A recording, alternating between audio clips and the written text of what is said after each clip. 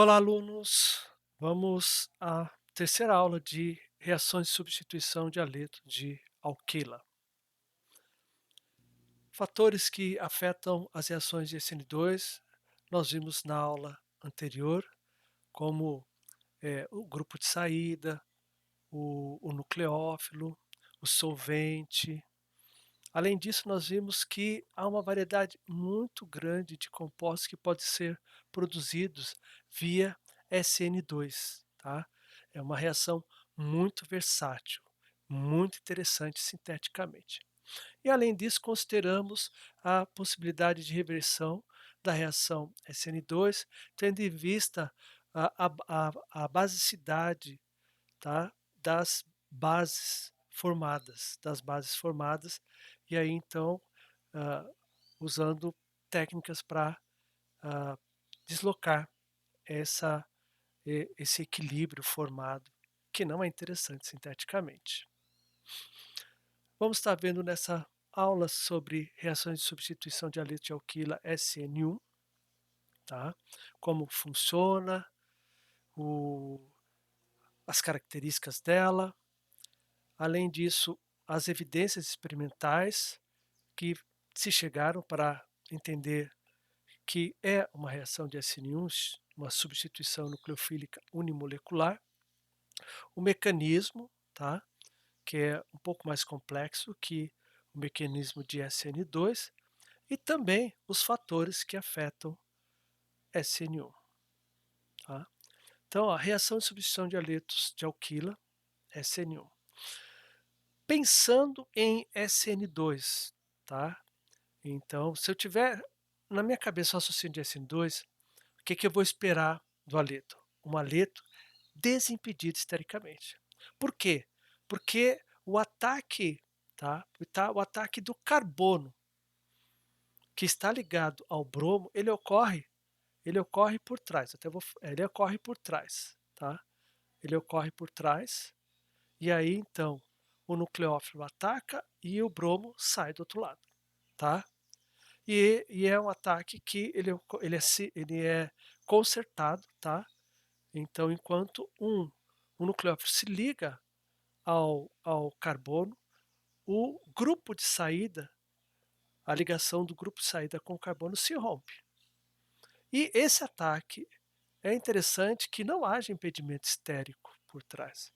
Então, SN2 é interessante que não haja impedimento estérico, nem do grupo que contém o bromo e nem do nucleófilo. Também o nucleófilo impedido estericamente, nós vimos também que ele não ajuda, tá, na reação. Então, olhando no foco de SN2, essa reação tem tudo para dar errado, tá? Por quê? Ó, olha aqui o haleto, é um haleto terciário. Olha as metilas aqui, ó, estão impedindo muito o ataque do nucleófilo aqui. E ainda tem esse detalhe, ó, esse nucleófilo é uma base fraca, tá? Uma base fraca. A água, ela vem do o íon hidroxônio. O hidroxônio, o pK dele é abaixo de zero, que é um ácido muito forte. E ácido muito forte gera base muito fraca. Então, um péssimo nucleófilo e ainda um substrato, tá? Haleto de alquila, muito impedido estericamente.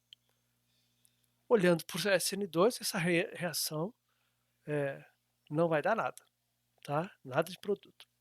Então, esse é o brometo de térquico-butila, né? Tem um carbono terciário, por isso térquico-butila. Mas vamos ver, ó. O produto esperado seria esse aqui, um álcool, e forma o ácido bromídrico. Térquico-butanol, tá? Então, para essa reação VSN2 a gente já viu que não vai, tá? Mas o que os cientistas estudando essa reação chegaram? Chegaram que, na verdade, a reação não dependia do nucleófilo e dependia somente do haleto de alquila. Tanto que eles chegaram à conclusão que a velocidade é igual a uma constante vezes a concentração do haleto de alquila. Se vocês lembrarem, a SN2 depende da concentração do nucleófilo. Não é o caso dessa reação. Tá, mas então o que que aconteceu, tá? Essa é uma reação de primeira ordem, enquanto a SN2 é uma reação de segunda ordem, tá? Vamos lá. Então, vamos entender. Então, nós temos o SN1, como já foi dito, é uma substituição, S substituição, N de nucleofílica e 1 de unimolecular, tá? Então, a velocidade depende de somente um, um composto no meio reacional. Quais são as evidências experimentais? Vamos lá. A velocidade da reação somente depende de Rx, do haleto de alquila. Olha aqui, ó, essa tabelinha aqui. Ó. Então, a velocidade relativa aqui, ó, de SN1 para vários brometos de alquila, onde o solvente é a água e o nucleófilo também. Então, é o solvente e o nucleófilo ao mesmo tempo.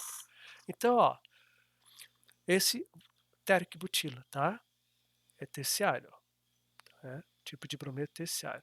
Olha a velocidade relativa, 1.200.000. Ou seja, se por SN2 não daria nem para medir, tá? Seria muito pouco até, vamos falar assim. Mas, olha, é uma velocidade relativa muito alta. Baixando aqui, ó, para o brometo isopropilo, que é um brometo secundário, tá ligado a um carbono secundário, tá vendo aqui, ó? Esse carbono tá ligado só a dois grupos metilas, a dois carbonos.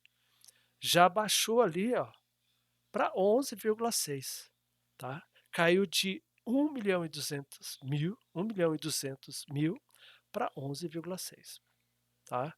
Praticamente aí, calculando, são 100.000 vezes mais lento, só porque trocou do terciário para o secundário.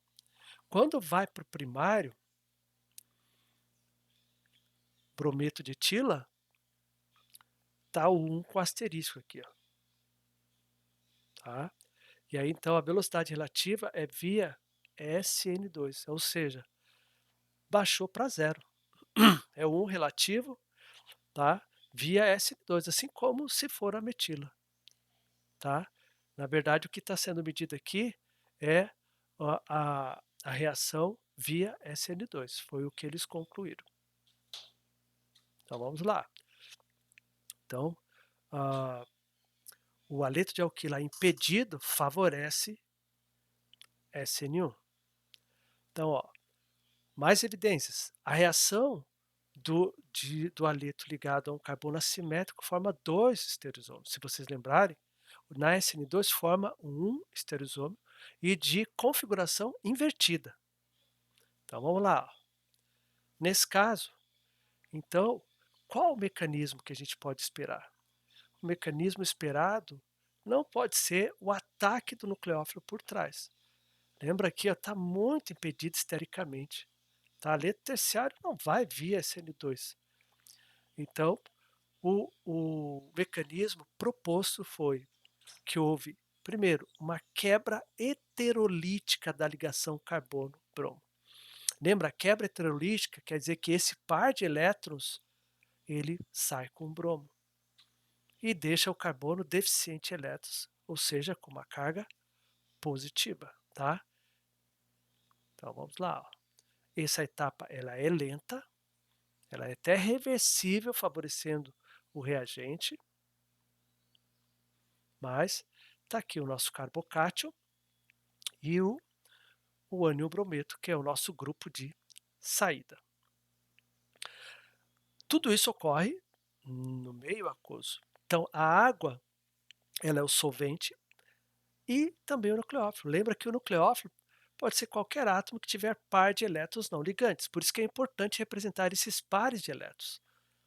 No mecanismo de reação não se indica movimento de átomos, sempre movimento de elétrons. É um erro grave indicar movimento de átomos. Por isso que nós estamos acostumados a escrever H2O e só.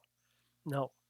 Para mecanismo de reação, pelo menos para os átomos que estão envolvidos na reação, é interessante escrever a estrutura de Lewis dele, ou seja, os pares de elétrons não ligantes. E aí, nesse caso, ó, o nucleófilo vai atacar o carbocátio. Tá ali, ó, o ataque do carbocátio. Aí, então, é a fome juntando com a vontade de comer, tá? E aí, o ataque ocorre aqui, ó, vai formar um intermediário protonado. Esse aqui a gente chama ele de álcool protonado, tá? E aí, esse álcool protonado, ele é muito ácido.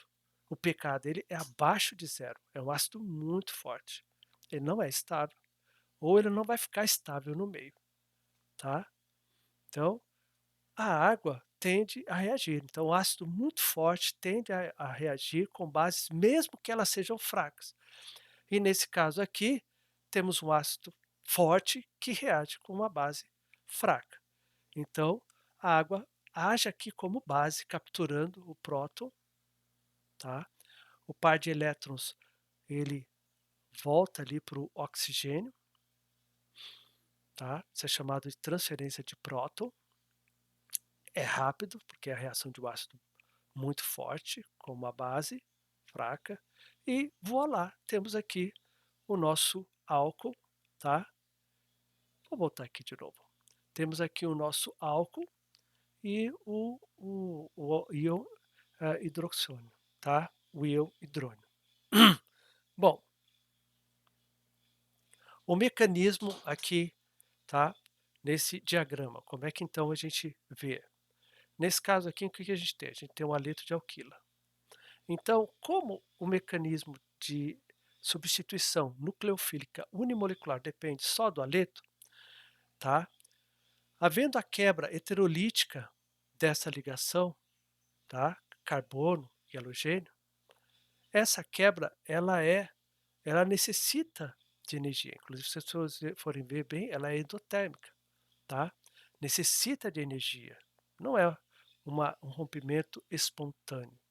De alguma forma, essa energia tem que entrar ou ser compensada. Vai passar por um estado de transição, tá? E aí então vai para um intermediário, outro estado de transição, só que agora nós temos o carbocátion, temos o halogênio e a água com nucleófilo. Ah, professor, mas então o halogênio não poderia atacar o carbocátion e voltar para cá? Sim, poderia, tá? Ele é um nucleófilo. Mas tem um detalhe: a água também é um nucleófilo e ela está em quantidades muito maiores. Então, a possibilidade da água agir como nucleófilo é muito maior do que o halogênio. E aí, depois, finalmente, a gente volta aqui, chega no álcool protonado, que tem que ser capturado, é capturado por ser um ácido forte, vai reagir com a água e formar o nosso álcool. Vamos dar uma olhadinha? Então, tá aqui, ó, captura do próton, tá? E aí a formação do nosso álcool, tá? Então, essa etapa aqui, ó, ela é a etapa determinante da reação.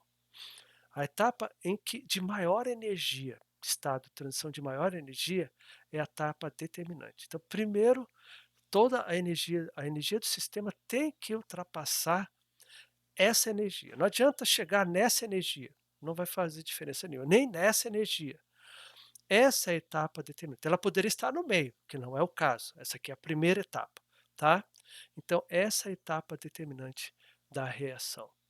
Sem ela, o resto não acontece, tá bom? Aí, então, nosso intermediário carbocátion. Lembra que ó, uma coisa é o estado de transição, outro é o intermediário. O estado de transição, ele é teórico, tá? A formação ah, do, do estado de transição, do complexo ali no estado de transição, o tempo dela de formação é praticamente indetectável, tá? Enquanto o carbocátion é passível de isolamento. Não é fácil, mas é passível de isolamento, tá? Então, seguindo aqui, mais evidências experimentais, ó. Vamos lá. Então, somente o haleto de alquila participa da etapa determinante, como nós vimos ali. Qual o segundo? O mecanismo demonstra a formação de carbocátio. E a reatividade ali, ó, relativa dos haletos de alquila em SN1, será que é diferente em relação a SN2? Se vocês lembrarem, em SN2, iodeto de alquila. Segundo, mais reativo, tá? Brometo de alquila. Terceiro, cloreto de alquila. Quarto, fluoreto de alquila. Aqui, ó, agora em relação ao... Não, volta, vou ter que fazer de novo.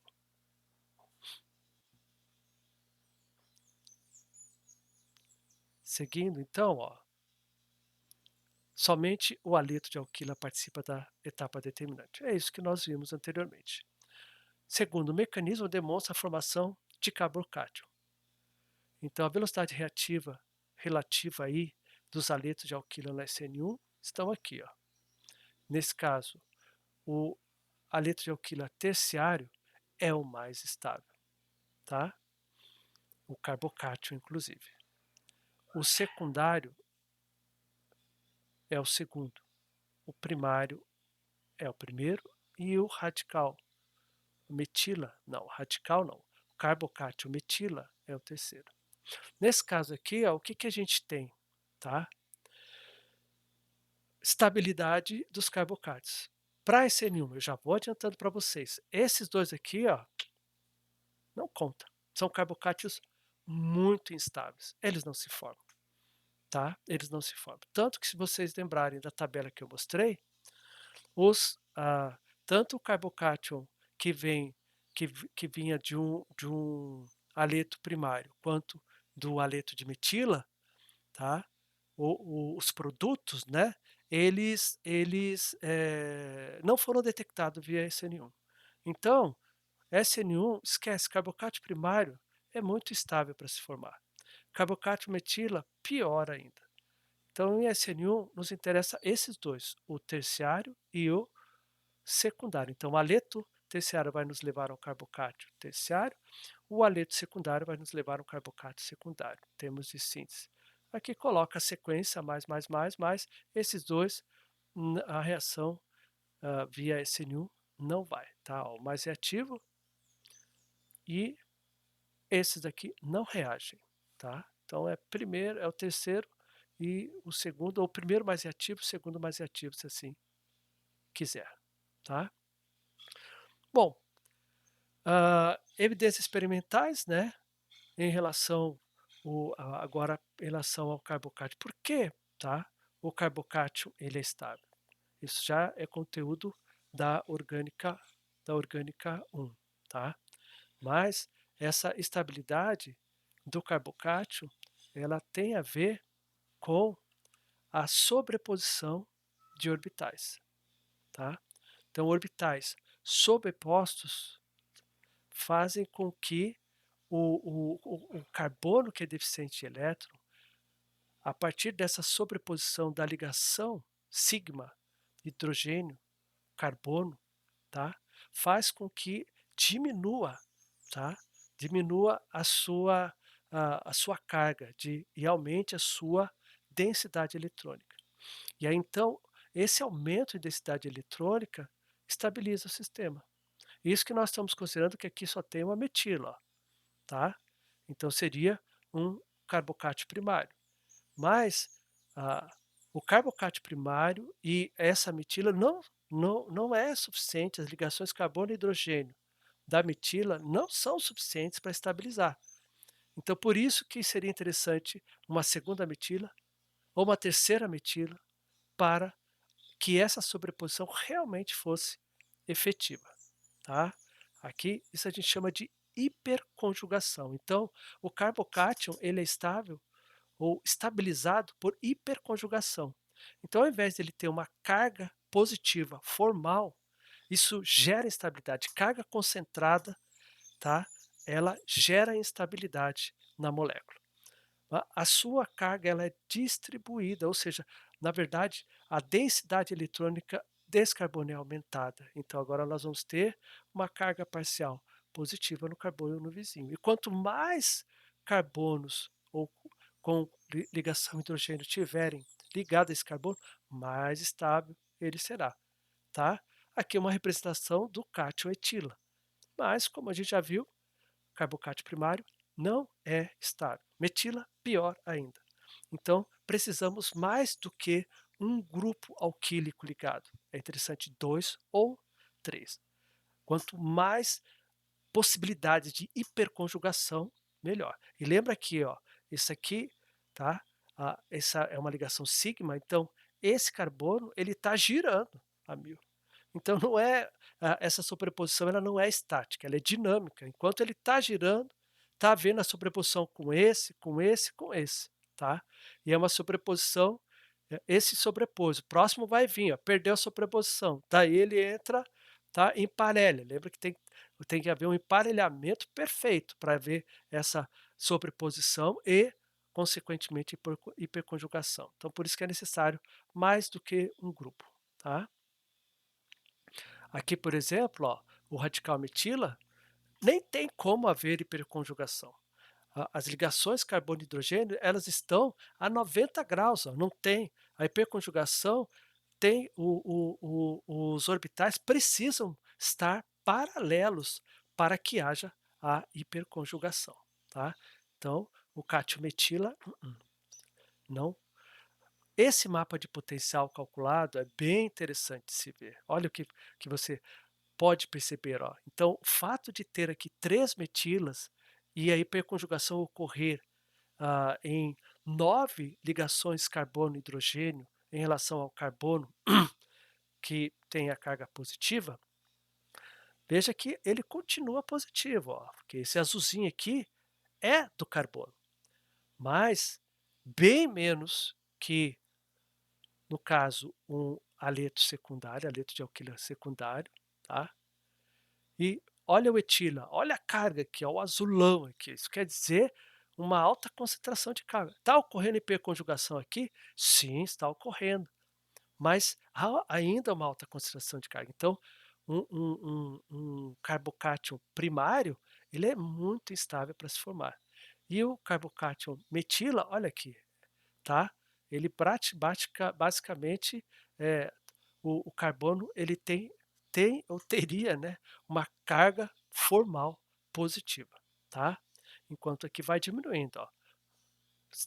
3 ligações carbono-hidrogênio hiperconjugando, 6 ligações carbono-hidrogênio hiperconjugando, 9 ligações carbono-hidrogênio hiperconjugando. Então, esse mapa de potencial eletrostático mostra bem como que a hiperconjugação ela estabiliza o carbocátio. Tá? Além de tudo, a terceira evidência é a racemização, como já foi também dito. Então, quando se reage um aleto de alquila via SN1, tá? Então há o rompimento da ligação carbono-bromo, forma o carbocátio. O carbocátion, se vocês lembrarem, esse carbono aqui é um carbono sp2. Carbono sp2, tá? Ele vai ter a sua geometria trigonal plana. O que quer dizer isso? Quer dizer que ele é um plano. Então, o ataque pode ocorrer tanto de um lado quanto do outro, indiferentemente, tá? A priori, né? Não há impedimento de ataque de um lado ou de outro. Então, nós vamos ter o quê? O ataque na posição A vai formar, tá, um, um isômero, tá, estereoisômero. Ali, né, protonado, a água vem, protonado, a água vem, retira o hidrogênio, boa, tá? Então, essa é chamando a configuração invertida. Se você olhar aqui, ó, a configuração está para um lado, a configuração aqui está para o outro, por isso que é a configuração invertida. Mas o ataque do lado B também pode ocorrer. Se é tão fácil quanto, depois a gente vai ver. E aí, então, forma o álcool protonado e, finalmente, o álcool. E a gente diz que tem a mesma configuração, tá? Se vocês olharem aqui, ó, a mesma configuração, tá? Então, nesse caso, a gente tem uma racemização, seja ela completa, 50% de cada um, seja ela parcial, é uma racemização, tá? Se o grupo de saída estiver ligado a um carbono assimétrico ali na reação de SN1, tá? Um par de enantiômeros é formado, ou seja, racemização. Mesma ideia, ó, tá aqui, ó. Então, se ele está ligado a um carbono assimétrico, vamos considerar que R' é diferente de R para ser assimétrico. Então ocorre o ataque primeiro ocorre o rompimento da ligação carbono-hidrogênio, forma o carbocátion, o ataque do par de elétrons que deve ser desenhado no mecanismo, aqui no carbocátion, e aí nós temos aqui, ó, configurações diferentes, tá? Os dois estão com temos aí um par de enantiômeros. Ali outra representação, tá? Então, demonstrando. Bom, então vimos aí esses fatores. Agora vamos ver os fatores que afetam SN1. Então, um deles é o grupo de saída, tá? Então, dois fatores que afetam SN1 quanto ao grupo de saída. Vamos lá. A facilidade que o grupo de saída se dissocia, tá? No carbono que ele está ligado, e a estabilidade do carbocátion formado. E aí nós temos a estabilidade, no caso, do substrato, né? A gente chama de substrato, o reagente, substrato, que é o aleto de alquila. E a sequência é iodeto de alquila, brometo de alquila, cloreto de alquila e fluoreto de alquila. O mais reativo e o menos reativo. Se vocês lembrarem da aula de SN2, a sequência também é a mesma, não mudou e não vai mudar. Outro fator que afeta SN1, tá? O nucleófilo, que a gente vai estudar. O nucleófilo entra em ação, o SN1, depois da etapa determinante. Portanto, não tem influência na reação de SN1. Então, ele não afeta. Tá? Então, vamos aqui. Espera aí, pegar o meu mouse. Aqui. Olha aqui, ó. Se você olhar esse diagrama aqui, tá, de progressão da reação, a etapa determinante, tá, ela é essa. Ou seja, o rompimento da ligação carbono-halogênio. Depois aqui, forma o carbocátion intermediário. E aí sim, o nucleófilo vai agir. Então, como ele não participa da etapa determinante, tá, a concentração do nucleófilo não influencia. Então não há necessidade de um nucleófilo, um bom nucleófilo, tá? Não há necessidade. Um nucleófilo ruim, um nucleófilo pobre, tá? É suficiente. A água não é um bom nucleófilo. Mesmo assim, ela pode ser usada em reação SN2. Bom, então, na maioria aqui das reações SN1, o solvente é o nucleófilo. Então, nós temos uma solvólise. Então, tanto dissolve os reagentes, ou parte dos reagentes, como participa como nucleófilo. Por exemplo, a água, como nucleófilo, então a gente tem uma hidrólise, hidro, água. E se for com metanol, aí ele vai ser o solvente nucleófilo, então nós temos uma metanólise. E assim por diante. Se for álcool, uma alcólise. Bom, um outro fator que afeta são o rearranjo de carbocátions, tá? Vamos dar uma revisada, porque carbocátions na foram vistos na orgânica 1, tá? Tá ali, ó. Então, na orgânica 1, na adição eletrofílica, tá? O nucleófilo reage com o eletrófilo, que no caso é o hidrogênio. Então ocorre um ataque e a saída do bromo com o par de elétrons.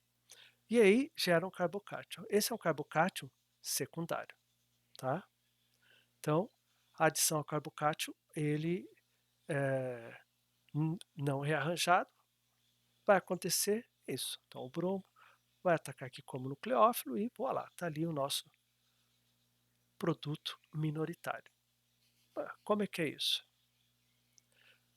Ocorre um, tá, deslocamento, chamado de deslocamento 1,2 hidreto. Esse deslocamento 1,2 hidreto, tá, possibilita a formação de um carbocátion mais estável, um carbocátion terciário. Então, quando puder haver um rearranjo de maneira tal que se forme um carbocátion mais estável, esse rearranjo vai ocorrer, tá? Então, aí a adição carbocátil rearranjado está ali, ó. Esse é o produto majoritário. Então, o carbocátil tem que sempre ser avaliado, tá? Mesma coisa aqui, ó, 3,3-dimetilbuteno, formou um carbocátil secundário, ó, adição a ele forma um produto minoritário. Enquanto agora nós temos um deslocamento chamado 1,2-metila, porque não tem hidrogênio no carbono vizinho. Então não tem como ocorrer o deslocamento 1,2-hidreto. Então ocorre o deslocamento 1,2-metila, formando agora um carbocátion mais estável, que é o carbocátion terciário. E aí a adição nos leva a, ao produto majoritário. Então nós temos que avaliar, tá? Sempre. Formou carbocátion, a pergunta deve ser feita: vai rearranjar? Então, os, em relação agora o aleto, está lá o 2-bromo 3000, 2 em relação, tá, a SN1, 2-bromo 3-metilbutano. Então, se fosse uma reação de SN2, o ataque ele ocorre. Deixa eu pegar o meu laser aqui. Ó. O ataque ele ocorre por trás aqui, ó, e o bromo sai e não há intermediário, não forma carbocátil, está aí o nosso álcool. 3-metil-2-butanol. Na SN1A ocorre a quebra heterolítica da ligação carbono-bromo. E aí a formação de um carbocátion secundário. Tá? Se o brometo reagir com esse carbocátion secundário, então a gente vai ter, por exemplo, eu vou dizer assim, um grupo substituinte no mesmo local. Tá?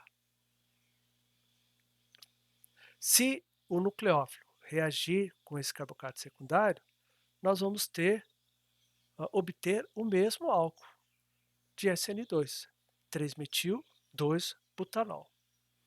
Mas como pode ocorrer se esse hidrogênio se deslocar, pode formar aqui um carbocátion terciário, vai haver esse rearranjo. E aí o carbocátion terciário, aí se o nucleófilo tende a reagir com ele, também pode reagir com esse carbocátion, nada impede, e temos um álcool diferente, um álcool a partir do rearranjo de carbocátion, 2-metil-2-butanol. Quero destacar que SN1 pode formar tanto esse álcool quanto esse álcool, a reação de SN1. Agora, de SN2 só pode formar o 3-metil-2-butanol, tá? Então, o produto que se chega de um carbocátion não rearranjado em SN1 é o mesmo de SN2, tá? É o mesmo de SN2. A única diferença é que, havendo rearranjo, aí nós vamos ter mais um produto. E no caso de SN1, esse é o produto majoritário. E esse vai ser o minoritário. Tá? Aqui um outro exemplo, 3-bromo-2,2-metilbutano. Mesma ideia, se fosse SN2, o nucleófilo atacaria aqui, tá? O bromo sairia, tá ali, voilá o nosso álcool. 3,3-dimetil-2-butanol. Numa SN1, ocorre a quebra ligação carbono-bromo e gera esse radical. No SN1 ocorre a quebra carbono-bromo e gera esse carbocátion secundário. E esse carbocátion secundário é passível de rearranjo. Se não houvesse rearranjo, o álcool, a água, se não houvesse rearranjo, a água reagiria aqui como nucleófilo, formaria um álcool protonado, outra água retiraria e voilá, chegaria no 3,3 de metil 2 butanol. Mas há possibilidade de rearranjo de carbocátio e deslocamento, especificamente um 2-metila. A metila vem para cá e forma esse carbocátio terciário, que é mais estável que o secundário.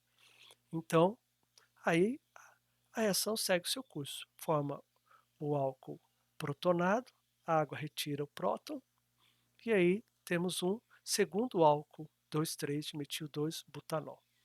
De novo, SN1, esse vai ser o minoritário e esse é o majoritário. SN2, esse é o produto único. Organiza a letra de alquila, tá? Seguintes em ordem decrescente, né? Então, a decrescente é do maior para o menor, né?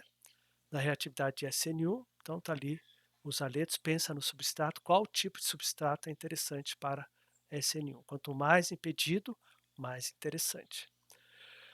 E a pergunta aí, quais os seguintes aletos de alquila formam produto de substituição SN1? E que são diferentes do produto de substituição formado numa reação SN2. Então, ah, quais deles formam produtos de SN1? E se formam, a segunda pergunta, sofre rearranjo de carbocátio? Porque é daí que vem o produto diferente. Então você tem que fazer essa avaliação, tá? Para poder responder a pergunta. Essa é a nossa bibliografia utilizada, né? Paula Bruce, Química Orgânica, volume 1.